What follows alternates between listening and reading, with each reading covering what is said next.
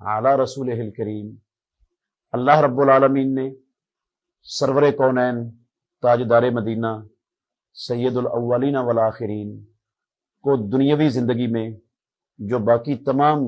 انبیاء علیہم الصلاۃ والسلام پر فوقیت، عظمت، رفعت، بلندی اور خصوصیت عطا فرمائی، ان میں سے چند خصوصیات وہ ایک حدیث کے اندر بیان ہوئی ہیں۔ وہ یہ ہیں کہ دشمن رسول اللہ صلی اللہ علیہ وسلم سے 1 مہینے کی مسافت پر دور بیٹھا ہو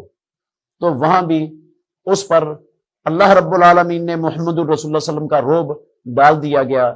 ڈال دیا تھا۔ دشمن 1 مہینے کی مسافت پر دور بیٹھا ڈرتا تھا اور جرأت نہیں کرتا تھا کہ محمد الرسول اللہ صلی اللہ علیہ وسلم کی طرف وہ اقدام کرنے کے لیے بڑھے۔ یہ اللہ رب العالمین نے عظمت اپنے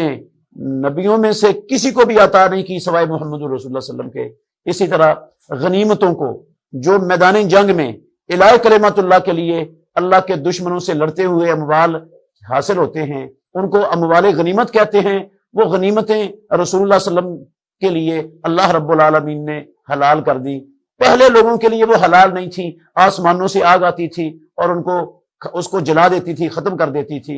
اور زمین ساری کی ساری اللہ رب العالمین نے اپنے نبی کے لیے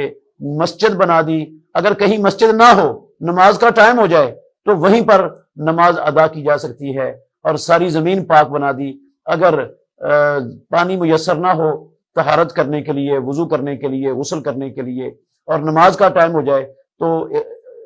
تیمم کر کے نماز پڑھنے کی اجازت اللہ نے محمد الرسول اللہ صلی اللہ علیہ وسلم کو دی۔ جابر بن عبداللہ رضی اللہ عنہما سے مروی حدیث اس بات کی دلیل ہے، کہتے ہیں رسول اللہ صلی اللہ علیہ وسلم نے فرمایا، بخاری مسلم کی حدیث ہے، اوتیت خمسا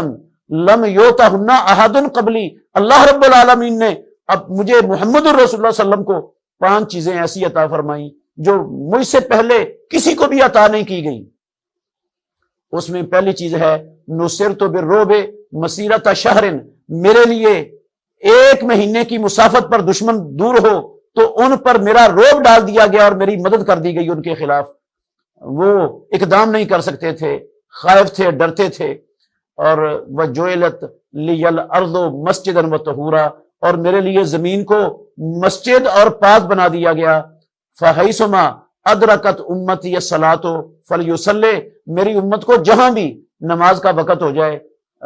وہ اس جگہ پر نماز پڑھ سکتا ہے۔ وَأُحِلَّتْ لِيَ الْغَنَائِمُ وَلَمْ تَحِلَّ لِأَحَدٍ قَبْلِي، اور امام الانبیاء نے کہا میرے لیے غنیمتوں کو حلال کر دیا گیا، مجھ سے پہلے کسی ایک کے لیے بھی اللہ رب العالمین نے حلال نہیں کیا تھا۔ وَكَانَ النَّبِيُّ يُبْعَثُ إِلَىٰ قَوْمِهِ خَاصَّةً وَبُعِثْتُ إِلَى النَّاسِ عَامَّةً وَأُوتِيتُ الشَّفَاعَةَ، یہ بھی ہے کہ رسول اللہ صلی اللہ علیہ وسلم کو اللہ رب العالمین نے شفاعت عظمیٰ کا شرف عطا فرمایا، جو انشاءاللہ